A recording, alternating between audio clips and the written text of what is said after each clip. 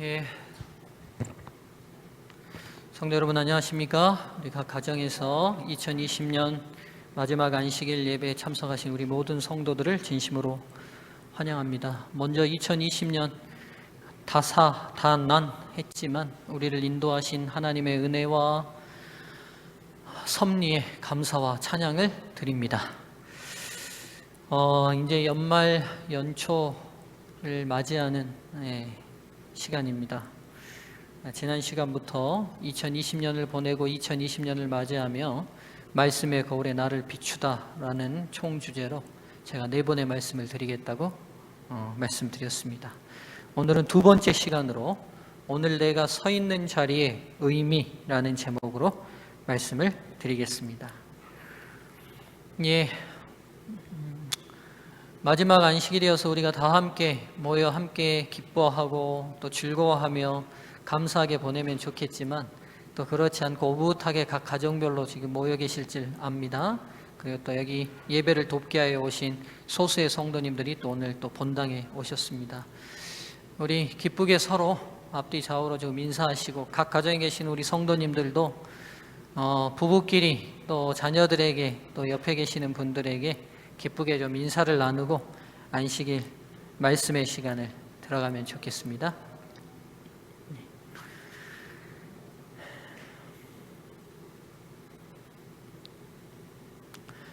먼저 하나님의 말씀 사무엘상 16장 1절과 7절의 말씀을 제가 봉독하겠습니다.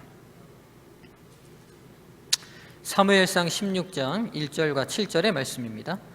여호와께서 사무엘에게 이르시되 내가 이미 사울을 버려 이스라엘 왕이 되지 못하게 하였거늘 내가 그를 위하여 언제까지 슬퍼하겠느냐. 너는 뿔에 기름을 채워 가지고 가라. 내가 너를 베들레헴 사람 이새에게로 보내리니 이는 내가 그의 아들 중에서 한 왕을 보았느니라 하시는지라. 여호와께서 사무엘에게 이르시되 그의 용모와 키를 보지 말라. 내가 이미 그를 버렸노라. 내가 보는 것은 사람과 같지 아니하니 사람은 외모를 보거니와 나 여호와는 중심을 보느니라 하시더라. 아멘. 하나님께서 사울을 대신하여 다윗을 선택하기로 하신 아주 유명한 장면이고 우리가 너무나 잘 알고 있는 본문의 말씀입니다. 고대 세계에서의 전쟁은 왕이 제일 앞에 늘 섰기 때문에 피가 튀기고 살점이 떨어져 나가고 하는 이 죽음의 현장에서 군인들에게 있어서 제일 중요한 게 뭐냐면 사기입니다. 전쟁에 있어서 사기가 꺾이면 끝나죠. 그러니까 우리 역사에서도 우리 유구한 역사에서도 신라의 유성이 떨어지니까 신라 군인들이 사기가 떨어져 있는 걸 김효신 장군이 만회하기 위해서 연에다가 불을 질러서 다시 유성이 하늘로 올라가게 했다는 이야기 등등. 그러니까 전쟁에 있어서 군인들에게서 사기는 얼마나 중요한지 어떤 무기보다 더 중요한 게 사기죠. 그런데 그 사기를 세우느냐 무너뜨리냐의 가장 중요한 관건은 왕에게 달려 있습니다. 전쟁의 제일 앞에 선 왕이 힘이 하나도 없고 피죽도 못 먹은 사람처럼 빼짝 마르고 조그만 사람이 앞에 서서 싸우자 해봤자 이 군인들이 그 사람을 믿고 나가서 싸우기가 쉽지 않죠. 그래서 이 고대 전쟁에서 이 제일 앞에 서는 이 장수는 기골이 장대한 사람을 세울 수밖에 없었습니다.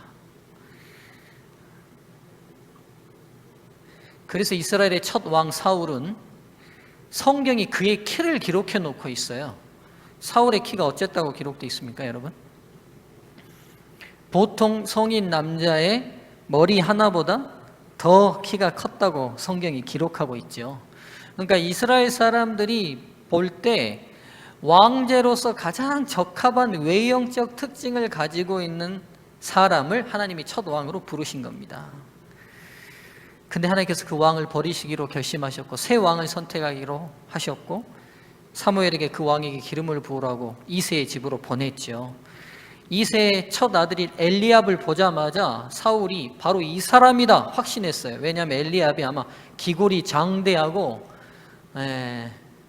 선풍 귀골로 생겼나 봐요.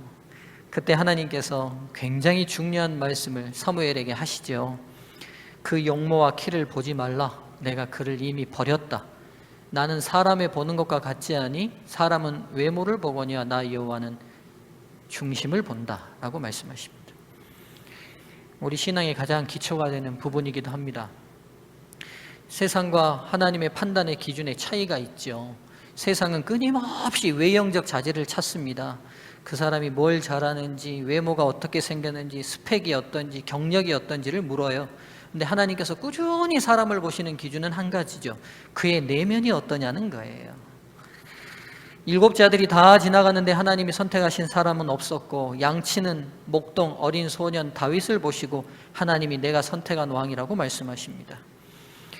여러분, 그렇다면 하나님께서 보시는 내면의 자질, 도대체 다윗은 어떤 내면의 자질이 있었길래 하나님이 그를 선택하셨냐는 거예요. 크게는 2 가지로 볼 수 있습니다. 여러분, 이스라엘 왕이라면 가져야 할 내적 자질의 가장 중요한 첫 번째는 뭐냐면, 왕은 누구를 사랑해야 됩니까, 여러분? 그렇죠. 백성을 사랑하지 않는 왕, 여러분, 그런 왕 때문에 역사가 얼마나 많이 어려움을 겪었는지 저희는 잘 알고 있죠. 그래서 이스라엘 왕이라면 가져야 될 가장 중요한 첫째 내적 자질은 백성을 사랑해야 합니다. 백성을 향한 사랑이 있어야 돼요. 다윗이 목동으로서 그가 어떻게 양을 쳤는지 사울에게 고백한 내용이 있어요. 사무엘상 17장 34절과 35절입니다.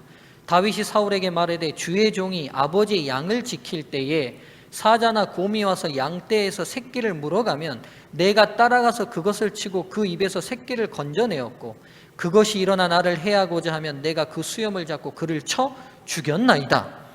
여러분, 다윗의 시대뿐만 아니라 이스라엘에서 양을 치는 건 굉장히 고단한 일입니다. 풀이 많지 않았고 물이 흔치 않았어요. 그렇기 때문에 양을 치러 나간다는 것은 새벽 일찍 출발해서 풀밭과 물을 찾아서 계속 양을 먹이고 돌아와야 되는 고단한 일이었을 뿐만 아니라, 광야 무인지경에는 굶주린 맹수들이 많아서 양떼를 습격하는 일이 많았습니다. 그리고 지금은 아니지만 다윗 시절에는 이 광야에 사자까지도 살고 있었어요. 지금은 멸종되고 없지만. 근데 여러분, 목동들이 사자나 늑대가 공격해오면 막기가 쉽지 않습니다. 그래서 목동들이 양들을 버리고 가는 일들이 즐비했고, 그리고 팔레스틴에서 예수님 당시까지도 목동을 고용할 때 양의 일부를 맹수나 혹은 또 독초를 먹이거나 전갈에게 물려서 상실하는 것을, 잃어버리게 되는 것을 일정 부분 감안하고 목동을 채용해 줬어요. 그러니까 가령 우리 생각으로 우리가 가게를 차려서 맡겼는데 가게 그릇을 일부 깨먹거나 혹은 손실 10%를 봐도 용납하는 게 이 팔레스틴 목동에게 채용 조건이었어요. 그러니까 양을 100마리 줬는데 그중에 10마리 정도 맹수에게 뺏기거나 잃어버려도 일정 이해했다고요. 왜 그랬겠어요? 양을 치는 일이 굉장히 고된 일이었어요. 자칫하면 목동이 목숨도 잃을 수 있는 일이었기 때문입니다. 그런데 여러분, 이거 한번 보시죠. 지금 이 다윗이 어떤 목동이었는지를 지금 자기가 얘기하는데, 곰이나 사자가 와서 양의 새끼를 물었다고 그러면 여러분, 이 양이 살았을 가능성이 큽니까? 죽었을 가능성이 큽니까? 그렇죠. 그리고 맹수들은 보시면 아시겠지만 동물들 어디를 물어요? 참 우리가 동물의 왕국 같은 거 보면 이 맹수들이 공격할 때 발이나 뒷다리 이런 거 안 묻니다. 어디를 정확히 무냐면, 되도록이면 목을 꼭 물어요. 왜냐하면 얘들도 아는가 봐요. 어디를 끊어놔야 이게 죽는다는 걸요. 숨통을 끊어놔야. 그러니까 사자나 맹수들이 웅크리고 있다가 이 양떼를 공격할 때 양의 목을 꽉 물어버리거든요. 그럼 여러분, 사자나 늑대의 아구 힘이 얼마나 세겠어요? 그럼 이 양이 살았겠습니까? 죽었겠습니까? 이미 물렸으면 죽었을 가능성이 크죠. 그러면 굳이 쫓아가가지고 그 이미 죽어버린 위험을 감수하면서 사자 입에 물려서 가고 있는 그 양을 굳이 뺏어 와야겠습니까? 그냥 놔두는 게 현명합니까? 그럼 두 말하면 잔소리죠. 그냥 놔두는 게 현명한 행동이에요. 근데 다윗이 어떻게 했다고요? 목동에 있던 시절에 양을 물고 갔다 할지라도, 그 양이 죽었다 할지라도 죽은 시체의 양까지라도 꼭 찾아오고서야 직성이 풀리는 목동이었다고요. 여러분, 목동은요, 누구를 책임지는 게 직업이죠? 양을 책임지는 게 목동의 직업이에요. 그렇다면 왕은 누구를 책임지는 게 직업이에요? 백성을 책임지는 게요. 그럼 위치만 바꿔놓으면 그 일 그대로 자기가 했던 방식대로 자기의 마음에 있었던 행동대로 하겠어요? 안 하겠어요? 하죠. 목동 시절에 자기가 책임져야 될 양을 이렇게 책임졌다면 왕이 됐으면 자기가 책임져야 될 백성들을 그렇게 책임지겠어요? 안 지겠어요? 책임지죠. 그렇죠? 하나님께서 이 내면의 자질을 보신 거죠. 왕이라면 가져야 될 굉장히 중요한 백성을 사랑해야 되는 자질을 목동이 양에게 보이고 있는 이 행동을 통해 하나님은 보시고 계셨던 것이죠. 여러분, 이 백성을 책임지지 않는 왕이 있어서 우리는 고달픈 민족이었어요. 우리가 조선시대 때 두 번의 큰 전쟁이 있었습니다. 동고나, 무슨 전쟁이 두 번 있었지? 조선시대 때 두 번의 큰 전쟁.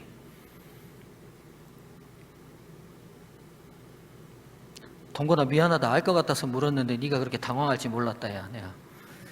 네. 두 번의 큰 전쟁이 있었습니다. 조선시대 때. 임진왜란과 병자호란이죠. 1992년 임진년 음력 4월 14일 날 부산포에 일본군이 나타났고, 그리고 부산포가 함락되고 동래성이 함락되고 난 다음에 파죽지세로 일본군이 20일 만에 한양을 당도했습니다. 당시 왕이, 조선의 왕이 선조였습니다. 선조가 어떻게 했죠? 빨리 도망가야 된다고 해서 한양을 버리고 도망갑니다. 도망을 어디까지 가버리느냐? 당시 중국과 우리의 경계의 첫 번째 도시가 의주인데 의주까지 도망을 갑니다. 의주까지 도망가서도 선조가 어떻게 하느냐? 내가 내부해야겠다. 이게 무슨 표현이냐면 중국으로 망명하겠다는 표현입니다. 그때 서해 유성룡이 바지를 잡고 말렸다고 그래요. 왕께서 이 국토를 버리고 백성을 버리고 돌아가시면 우리는 영원히 중국의 속국이 됩니다. 그래서 그런데도 끊임없이 기회만 되면 본인 살겠다고 어디로 도망가겠다고요? 중국으로 가겠다는 거예요. 여러분, 그래서 고스란히 피해는 우리 일반 국민들이 봤어요. 임진왜란이 끝나지 얼마 되지 않았는데 또 병자호란이 일어납니다. 여진족이 일어나죠. 아무 준비도 하지 않은 왕과 신하들, 얼마나 빠른 속도로 북쪽에서 내려왔는지 강화도로도 못 들어가고 남한산성으로 급하게 들어갑니다. 수성에 들어가죠. 끝내 먹을 것도 없이 그 추운 겨울을 보내다가 인조가 항복하기로 결심합니다. 청태조 누르하치가 관을 메고 나오지 않으면 네 항복 안 받아주겠다고 했어요. 그러니까 내가 죽었습니다라는 결심을 하는데 사정에서 그것은 항복할 때 관은 들고 나가는 것은 봐주고 청색 옷을 입혀서 내오라고 합니다. 청색 옷이 죄수의 복이거든요. 그래서 인조가 청색 옷을 입고 나서 지금의 송파나루 삼전도라는 곳에 단을 차리고 있는 청태조 누르하치 앞에서 300구고두례라고 해서 3번 절하고 9번 머리를 조아리는 항복 의식을 하죠. 그리고 다시 남한산성으로 돌아오는 길에 청나라 군인들에게 수십만 잡혀있는 조선의 포로들을 보게 됩니다. 이게 여진족은 민족이 소수였기 때문에 노동력을 위해서 이 조선 백성들을 수십만 명을 포로로 끌고 갔거든요. 송파나루에서 이제 한강을 건너 다시 남한산성으로 돌아가는 임금을 보고 수십만 명의 조선 포로가 임금이시여 임금이시여 우리를 버리고 어디로 가십니까 하고 대성통곡을 한다 했다 그래요. 그런데 임금이 버리고 끝내 본인은 또 남한산성으로 돌아가고 포로 50만 명이 만주 땅으로 끌려갑니다. 여러분, 백성을 향한 사랑이 없는 임금, 우리는 역사를 통해서 많이 경험했어요. 우리는 너무 유구한 역사를 가지고 있으니까 이런 임금들을 여러 명 겪었습니다. 그래서 여러분, 이스라엘 왕이 되려면 가져야 될 가장 중요한 내적 자질은 백성을 향한 사랑이어야 했습니다. 다윗은 양을 치면서 그 자질이 있는지를 보여주고 있습니다. 두 번째, 이스라엘 왕이라면 가져야 될 내적 자질은 하나님을 향한 신뢰여야 신뢰가 있어야 합니다. 여러분, 역사에서 난폭했던 왕들, 폭군들 한번 얘기해 보시겠어요? 폭군. 로마 시대 때 최고의 폭군하면 누가 떠오르십니까? 예, 네로. 그렇죠. 워낙 유명해서 네로를. 조선 시대 때 최고 폭군은 누가 떠오르세요, 여러분? 연산군 떠오르시죠? 근데 여러분, 연산군과 네로가 초기 주기에는 굉장히 정치를 잘했다는 사실 아십니까? 네로는 세네카라는 그의 스승이 살아있는 동안에 아주 선정을 베푼 훌륭한 왕이었습니다. 연산군도 초기에는 훈구 대신들을 막는 아주 좋은 정책들을 많이 폈습니다. 그런데 그들이 집권의 마지막은 폭군으로 이름을 남기게 됐어요. 중요한 이유가 있습니다. 뭐냐면 그들을 컨트롤할 수 있는 내면의 힘이 약했기 때문입니다. 즉, 좋은 사람 곁에 있을 때는 그의 말을 들어 정책을 폈지만 잘못된 의견들을 들을 때는 그것을 판별해내고 바르게 적용할 수 있는 내면의 힘이 없었던 사람들입니다. 폭군들의 공통점입니다. 여러분, 이스라엘 왕이라면 가져야 될 중요한 내면의 자질 중에 하나는 자신을 컨트롤해낼 수 있는 강력한 힘은 신앙입니다. 여러분, 외부의 여러 환경 속에서도 본인의 내면의 감정 컨트롤을 늦추지 않을 수 있는 힘은요, 신앙밖에 없어요. 여러분, 우리가 신앙하면서 많이 경험하지 않습니까? 굉장히 어려운 일들을 겪는데도 불구하고 그 일에 있어서 아주 처연하신 분들을 만나실 때가 있습니다. 그럼 어김없이 그런 분들은 어떤 분이냐면, 그런 장로님들, 집사님들은 하나님을 향한 신뢰와 신앙이 아주 굳건하신 분들입니다. 여러분, 이스라엘 왕이라면 가져야 될 중요한 내적 자질은 하나님을 향한 신뢰여야 합니다. 여러분, 제가 아래편에다가 다윗이 썼던 많은 시 중에 한 편을 인용해 놨어요. 여러분, 시라는 것은 그냥 나오지 않죠. 어떤 주제를 깊이 명상해야 나옵니다. 다윗이 많은 시를 썼다는 건 뭘 의미하냐면 그가 어떤 주제에 굉장히 많이 깊이 생각했다는 거죠. 다시 말하면 많은 생각을 했다는 건 뭘 의미하냐면 그의 내면이 그 주제로 굉장히 튼튼히 기초가 잡혀 있다는 걸 의미하죠. 시편 3편은요, 제목이 붙어 있어요. 다윗이 그의 아들 압살롬을 피할 때 지은 시라고 되어 있습니다. 우리가 잘 압니다. 압살롬은 다윗의 사랑했던 아들입니다. 근데 그가 반역을 일으켜 아버지를 죽이겠다고 예루살렘으로 쳐들어왔고, 그걸 피하면서 지은 시가 시편 3편입니다. 여러분, 이런 상황에서 어떤 시를 지을 수 있을까요? 다른 사람도 아니고 자식이 아버지를 죽이겠다고 칼을 뺐다면 웬만큼 아무리 강해도 여러분 어떠실 것 같아요? 여러분, 절도할 일 아닙니까? 이거 어떻게 견디겠어요? 그렇죠? 아무리 내면이 강하다고 해도 자식이 이렇게 나오는 걸 경험한 아버지의 심정을 어떻게 컨트롤할 수 있죠? 근데 여러분, 이 시를 한번 읽어보시죠. 여호와여, 나의 대적이 어찌 그리 많은지요. 맞지요? 누구까지도 자기를 죽이려고 그래요? 아들까지도. 일어나 나를 치는 자가 많으니이다. 많은 사람이 나를 대적하여 말하기를 그는 하나님께 구원을 받지 못한다 하나이다. 무슨 말이에요? 아들도 아버지를 죽이려는 저 사람, 저렇게 인생 살았는데 하나님이 저 사람 구원하겠어? 이렇게 비웃는다는 말이죠. 여러분, 여기서 이 셀라라는 말, 시편 읽을 때 셀라라는 말 보셨어요? 이 셀라라는 말은 뭐냐면 그냥 셀라 읽으라는 말이 아니라 셀라가 있는 부분은 멈춰서 깊이 앞의 절을 생각하라는 묵상의 용어입니다. 그러니까 성경 있을 때 셀라가 있으면 셀라 읽고 넘어가는 게 아니라 셀라가 있으면 읽는 걸 멈추고 그 앞절을 다시 묵상하는 거예요. 여호와여, 주는 나의 방패시오 나의 영광이시오 나의 머리를 드시는 자이시니이다. 내가 나의 목소리로 여호와께 부르짖으니 그의 성산에서 응답하시는도다. 내가 누워 자고 깨었으니 여호와께서 나를 붙드심이로다. 천만인이 나를 애워싸 진친다 하여도 나는 두려워 아니하리이다. 여호와여, 일어나소서. 나의 하나님이여, 나를 구원하소서. 주께서 나의 모든 원수의 뺨을 치시며 악인의 일을 꺾으셨나이다. 구원은 여호와께 있사오니 주의 복을 주의 백성에게 내리소서. 그의 내면이 그대로 표현되어 있죠. 아들과 그를 믿었던 모든 신하들이 반역의 편에 가담하여 그를 다 죽인다 할지라도 내가 신뢰하고 믿은 온 우주의 왕과 전지전능하신 하나님은 나를 붙드시고 그분이 나와 함께 하시는 한 내가 결코 두려워하지 않겠다는 그의 내면의 건강함이 전혀 손상되지 않는 모습을 시편 3편을 통해 보게 됩니다. 여러분, 이렇게 되면 어떤 외부적 환경과 변화가 있다 할지라도 왕으로서의 그의 역할을 잘 수행할 수 있지 않겠습니까?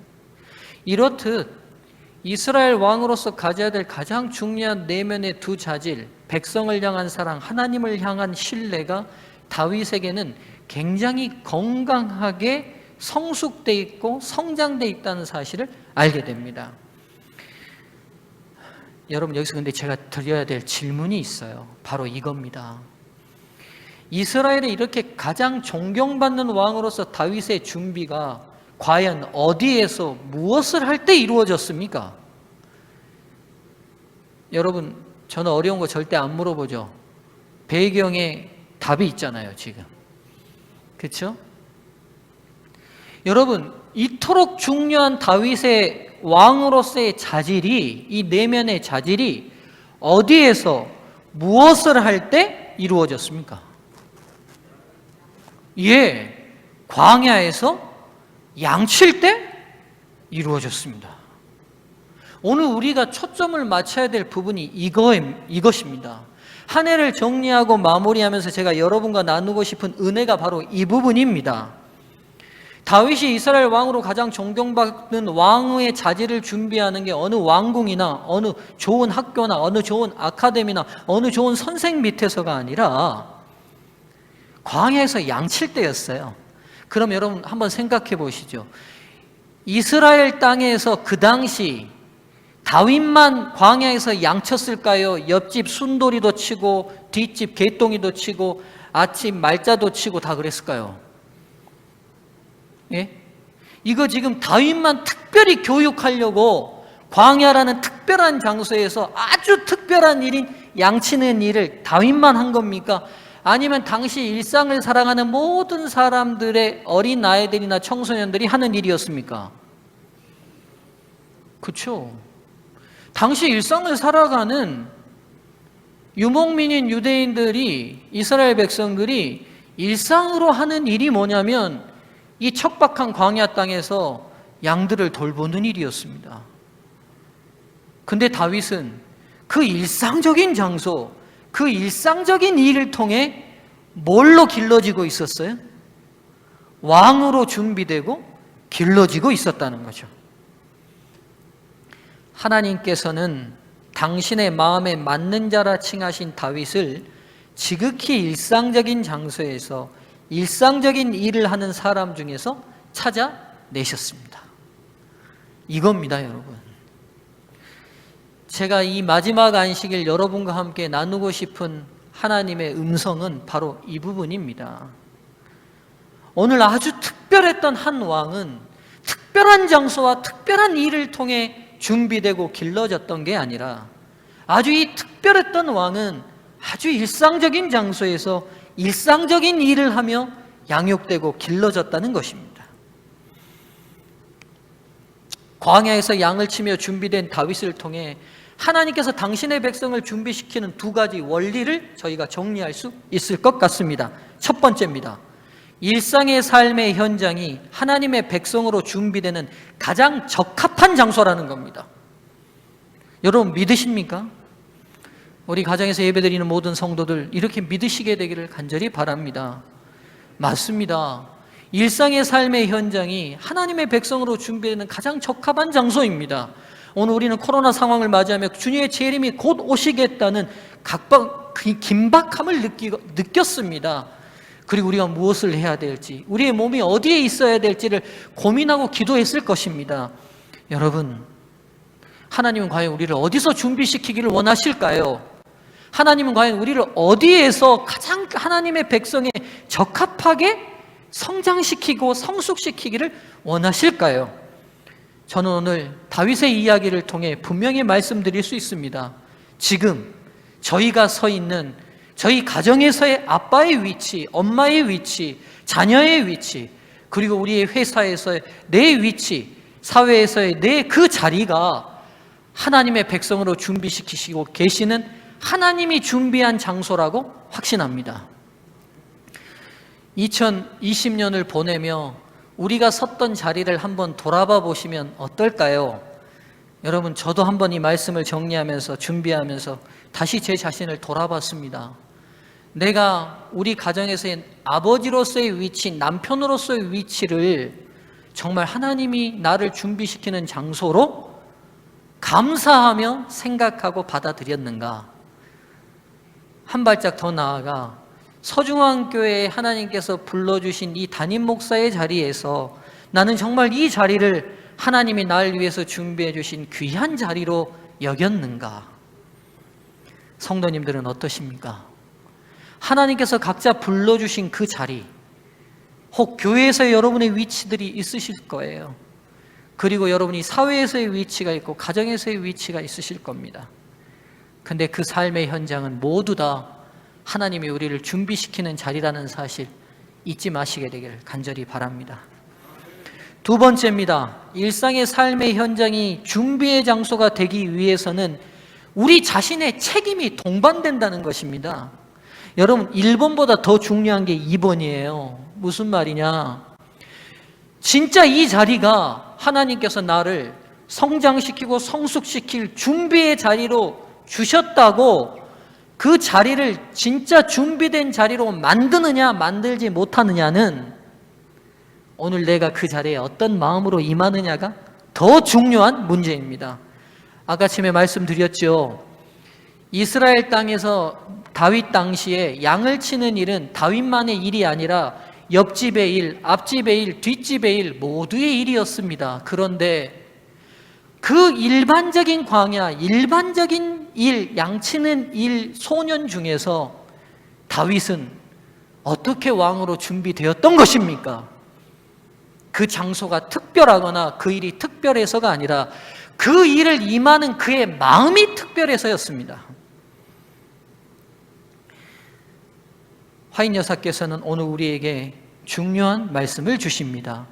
우리의 하늘 아버지께서는 계속 당신의 자녀들의 길에 불행 중에 축복이 될 수 있는 기회를 두시며 일상의 모든 삶에 하나님은 기회를 주신답니다.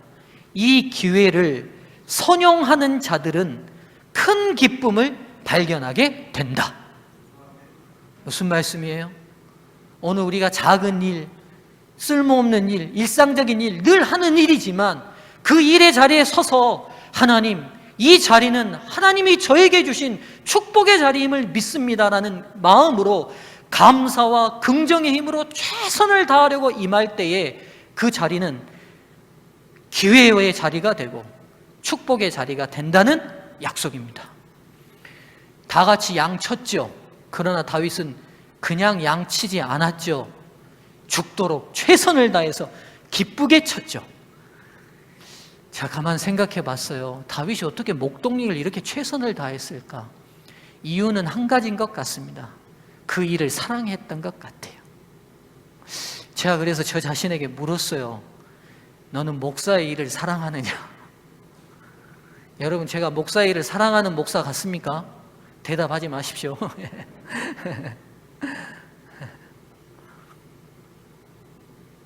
그래서 2021년은 또 새로운 목표가 저도 생겼습니다.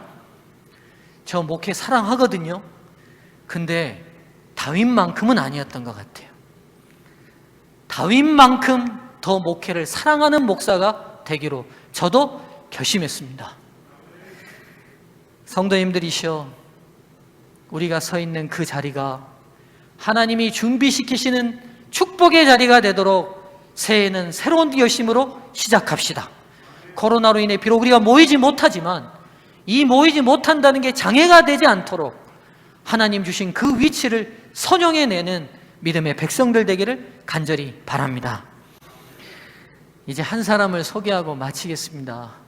여러분, 코로나가 한참 진행됐을 때요. 우리나라 뉴스에서 대서특필이 됐던 한 뉴스가 있습니다. 여러분 아마 기억하실지 모르겠어요. 미국 50개 주 중에 메릴랜드 주라는 주가 있는데 이 주의 주지사가 레리 호건이라는 사람입니다. 근데 이 사람이 이 미국이 막 코로나로 우왕좌왕하고 있을 때 한국의 진단 키트 50만 개를 수입해 가서 이 메릴랜드 주의 프로그램으로 인해서 이 메릴랜드 주가 이 의료진들이 굉장히 힘을 얻는 이 빅뉴스가 있었어요. 근데 이 레리 호건의 이게 이제 그 당시 뉴스인데요. 왜 이 사람이 근데 한국 사위냐? 별명이 한국 사위거든요. 그럼 부인이 누구라는 말이에요? 한국 사람이에요. 이 여자입니다. 유미 호건입니다. 이름이 유미고요. 이제 호건은 남편 성을 따랐겠죠. 제가 이때 이 뉴스가 참 관심이 있었어요.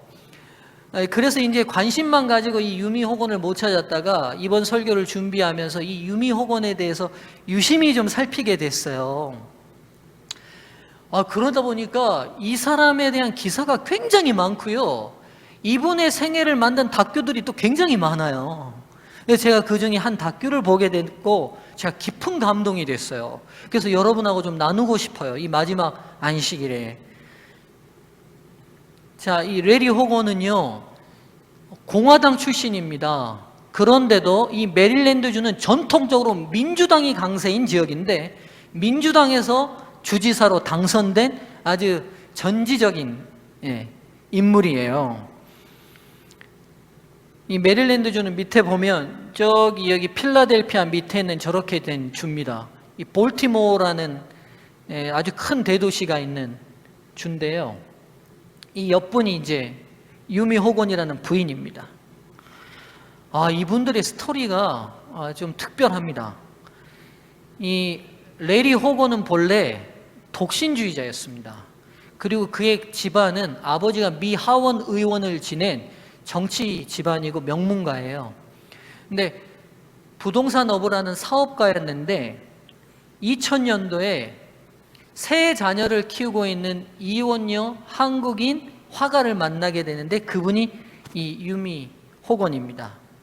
2000년에 이 유미 호건의 이 전시회를 가서 이 그림을 보고 작가에게 사랑에 빠져버렸어요. 그래서 2000년부터 이 대시를 시작했는데 결혼은 언제 했냐면 그리고 4년 뒤에 결혼을 했습니다. 그 이유가 있었어요.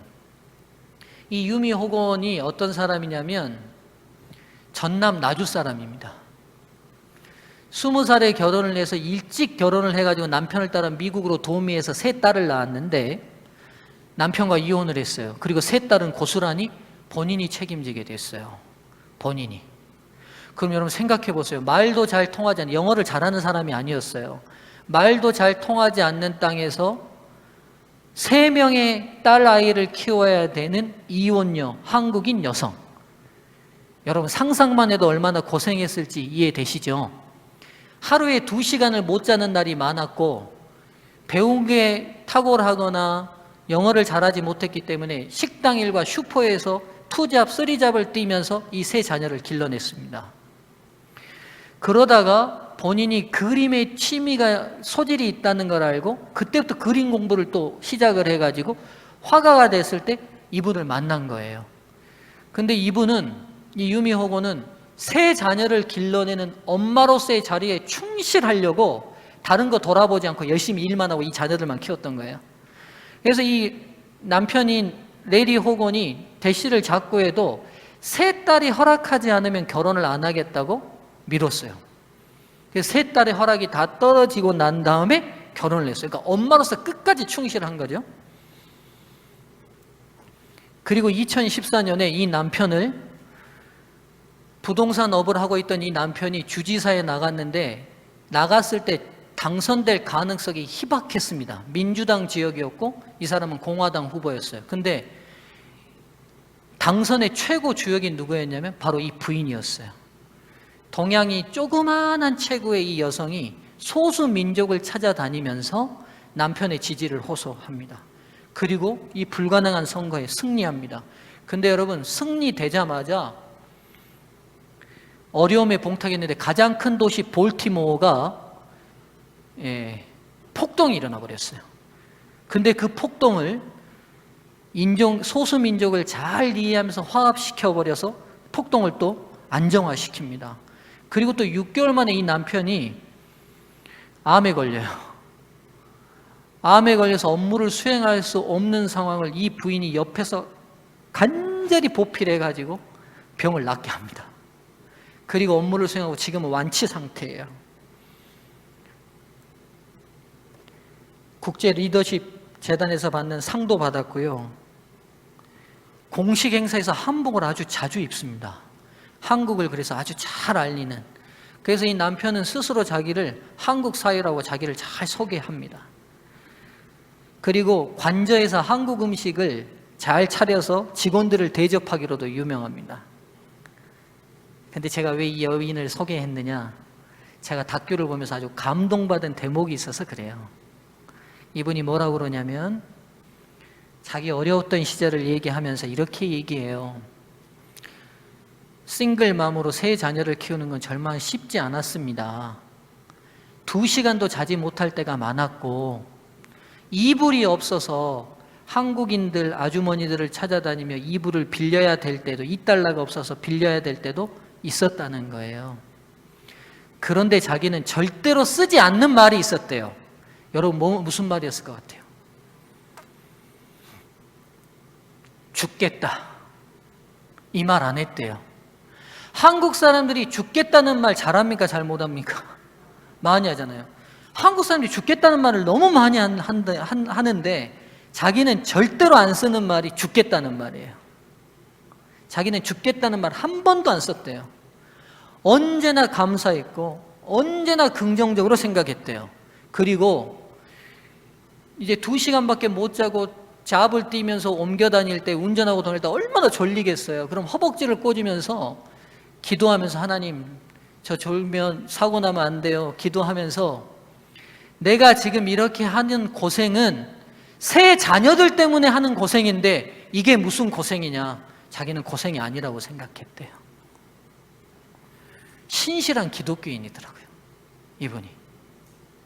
근데 그의 마인드가 얼마나 긍정적인지. 제가 그래서 이 다큐를 보면서 오늘 설교와 너무 일치되는 거예요.